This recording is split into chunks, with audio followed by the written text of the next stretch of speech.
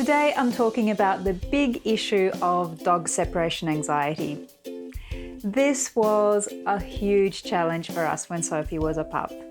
There's no downplaying it, it was difficult.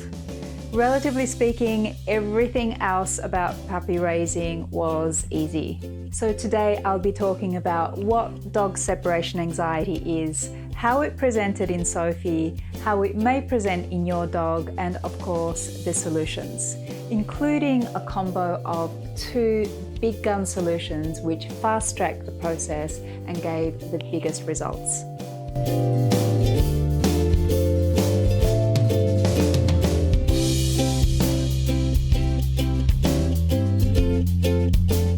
Hi, I'm Joanna. Welcome to my Goldendoodle Diary, the channel about goldendoodles, groodles, doodle dogs, just like Sophie and her friends.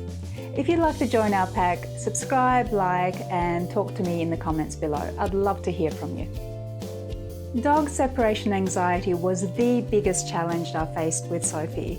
It's something that was very stressful, not only for Sophie, but for Simon and me, and for our neighbours in that first year we had her. It came really left off field for me because none of the many dogs I grew up with ever had this issue. Sure, old dogs will hands down prefer to have their people with them all the time. They are by nature pack animals. So it's understandable they may whine or grumble a bit when their people leave, but usually they'll soon settle themselves.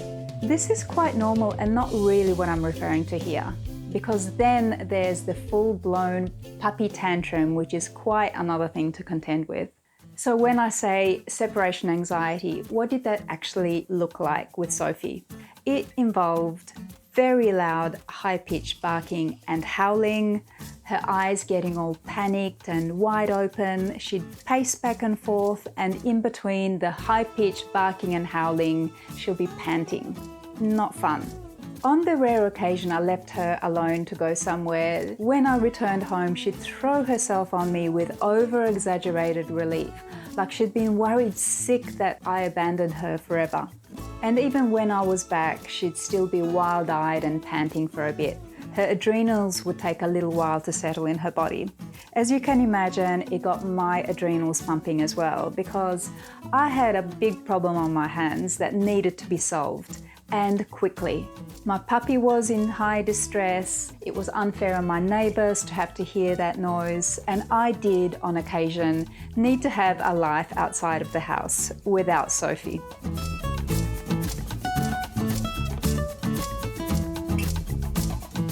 Just a bit of background about how the separation anxiety arose. Actually, it happened very early on. Just a recap of my story. I've been working from home from the time we got Sophie, so I was around her as a very young pup quite a lot. I spent the first 3 nights downstairs next to her in her crate and pen to help her settle into our house, and she slept well with me there. I realised she had separation anxiety when, on the 4th day, I wanted to go back upstairs at night to sleep in my room. Sophie went into hysterics. We had a few nights when she barked the house down late into the night for hours on end. I had 3 options at this point. Number 1, keep sleeping downstairs next to her crate forever. Number 2, let her sleep in a crate in our bedroom, which would have made our togetherness 24/7 not good for an already clingy puppy. Or 3, which is what we did, and that's to get past the battle of the wills and just have her bark it out. Sophie needed to learn to be alone in another room. If I came running after she called, she'd have learnt that all she needs to do is to bark at the top of her puppy voice to get what she wants. Plus, I just don't want my dog sleeping in my room. It took about 3 nights and profuse apologies to my neighbours the following day to get her to sleep downstairs calmly and quietly on her own. Soon I realised Sophie went into a panic whenever I left the house, or rather tried leaving the house. So I searched for and found a couple of great books to help me understand dog separation anxiety. One is by Patricia McConnell called I'll Be Home Soon, and another called Don't Leave Me by Nicole Wilde. I'll leave the links in the description below. I highly recommend reading either or both because it's a big and complex topic and it's not enough time for me to cover everything here. But in a nutshell, here are some of the things I learned. The severity of separation anxiety varies a great deal, and accordingly, the length of time to overcome it varies from dog to dog. In other words, it takes as long as it takes to help a dog through it. I realised that symptoms of separation anxiety can range from mild and fast to resolve to worse than Sophie's. Some dogs get so wound up about being left alone, they vomit, potty around the house, even if they're potty trained, chew up things around the house, sometimes even furniture and door trims, and even chew on their own paws. I got to know the bigger picture about what the dog's brain perceives and what I could do to start fixing it. It's not necessarily a quick fix, but it's important to keep at it regardless. So here are some of the approaches I adopted. Right from the start, I learned not to make a fuss with goodbyes and hellos and kept my own energy levels as calm as possible. I quietly left, then when I returned, I took my time greeting her, only doing so when she had calmed down. I also left the house frequently throughout the day as training exercises, not because I needed to go somewhere, and incrementally increased the duration of time I was away. In my case, that meant starting with 30 seconds out the door before coming back. When Sophie was okay, I increased it by a few more seconds, then up to a minute and so on if she was doing fine, and kept reverting back to shorter times if not. Knowing Sophie is very sensitive to her environment and is easily triggered to bark, I kept her indoors with the windows and curtains closed. I'd also leave her with an activity, which is to eat from a stuffed Kong. And another good tip I got was to play her some slow, relaxing piano music, because it's been scientifically proven that this is the most relaxing type of music for anxious canine brains. Altogether, these things did help, but the rate of progress was still slow and didn't allow me to really go somewhere. It was fine when Simon stayed behind with her, but the biggest problem was when we needed to leave the house together without her. Truly, she's a clever dog and always picked up learning commands really quickly, but separation anxiety in our case was something I had to chip away at over a long period of time. Sophie's character is such that she would rile herself up, and the more she barked and howled, the more she barked and howled. She didn't just settle after 10 minutes, or 30 minutes, or even an hour. One time, Simon and I decided to throw caution to the wind and left her behind to go out to lunch for 3 hours. Because our friends kind of paid out on us for being worried about our puppy being left alone, we didn't check up on her. But when we returned, she was still barking and howling the house down. Our neighbour came out and confirmed she had been like that for the whole time we were away. Clearly, this was not improving nearly as fast as was needed, and neither is separation anxiety of that extent something that just disappears on its own with maturity.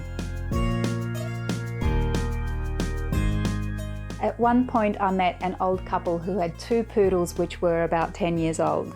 They told me that to this day, the dogs get separation anxiety and need their company at all times.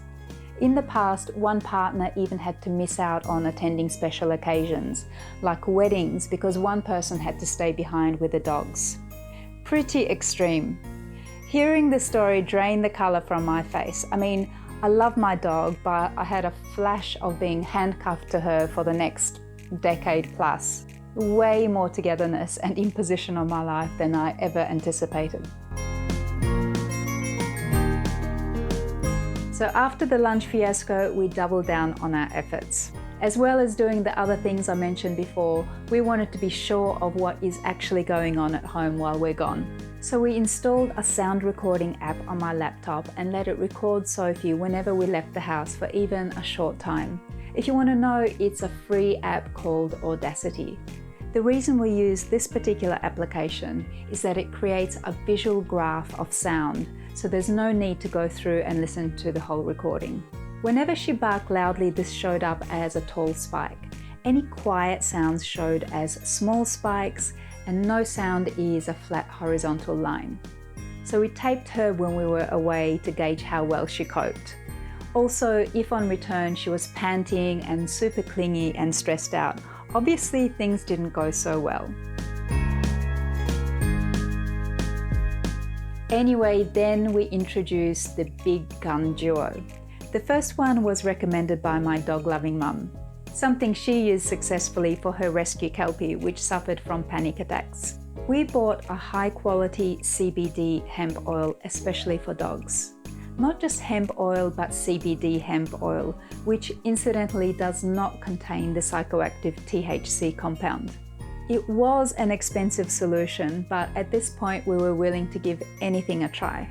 This set us back $300 Australian for a 100ml bottle. The specific one I used is no longer manufactured.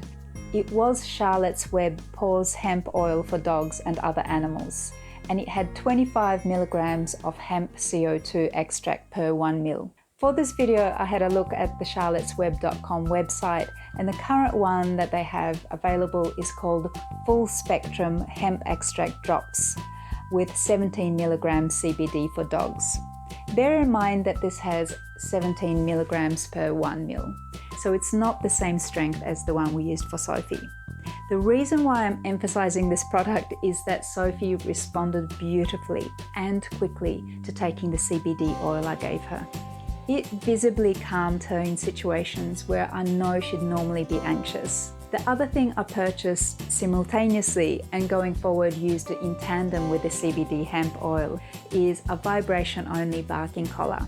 The little box at the front of the collar would vibrate in a similar way your mobile phone vibrates whenever she barked.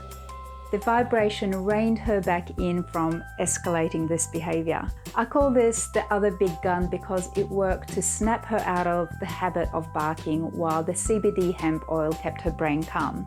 I think it's a great combo because I didn't just want her to be quiet if it meant she's freaking out quietly. The two were a kind of circuit breaker for behaviours that habitually revved her up. So when we left Sophie on her own, we then had a whole checklist to go through. Give her the CBD oil, put on the vibration barking collar, leave her with a stuffed Kong to eat from, close the curtains and blinds, leave piano music to play on a loop for her to listen to, and record her on Audacity. I know it's a lot, but it had to take whatever it took. We still continued to practice longer and longer times out of the house, and soon all together were successful in keeping her quiet and calm when we were away, even for several hours.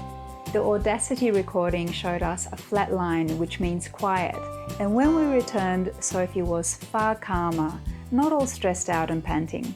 It's not until she was over a year old that we could reliably leave her in the house on her own for the whole day. The time it took to help Sophie would probably have been less had I been using the CBD oil and vibration collar combo earlier, which happened to be the most effective for her. But as you can see, there was a lot of learning and a lot of trial and error involved. The first few solutions I mentioned are definitely sufficient to help some pups. And there's a good chance your dog may overcome their separation anxiety sooner than Sophie did. These days when she's left on her own, she still gets a stuffed Kong and has the vibration collar. Once the bottle of CBD oil ran out, we never had to purchase another one because by then she no longer had the habit of stressing out when we were gone. So it was only needed for a short time. There is one more solution I'll mention which I learnt about since this time, and that's a dog toy called a snuggle puppy, which helps keep the puppy company while it's alone. Sophie did have a snuggle toy, but it wasn't the one with the heartbeat, which mimics a pup's siblings. And I should have asked the breeder for a piece of cloth with the mother's scent on it to wrap around the snuggle toy. I know lots and lots of people have success with a snuggle puppy, so I advocate getting one before the puppy arrives. Or better still, send it to the breeder to keep with the puppies before picking up your pup, so it's acquired the familiar scent of the pups and mother. This familiar scent is very soothing to the pup. The other product which you may want to try before getting the pricier CBD hemp oil is Rescue Remedy for animals. Depending on your dog, this may be sufficient to help calm your dog down. Other than this, I advocate fostering a little puppy's independence as early as possible. I know it's counterintuitive at the start, but if puppy is playing well on its own or settling itself well, that's to be supported. There's no need to hover around too much. For my part, I was probably a bit too enamored and engaged with her in those first few days. Anyway, this is my story and these are my thoughts. If you have any questions and want to share your thoughts, feel free to comment down below. Thanks for watching and we'll see you again soon. Bye!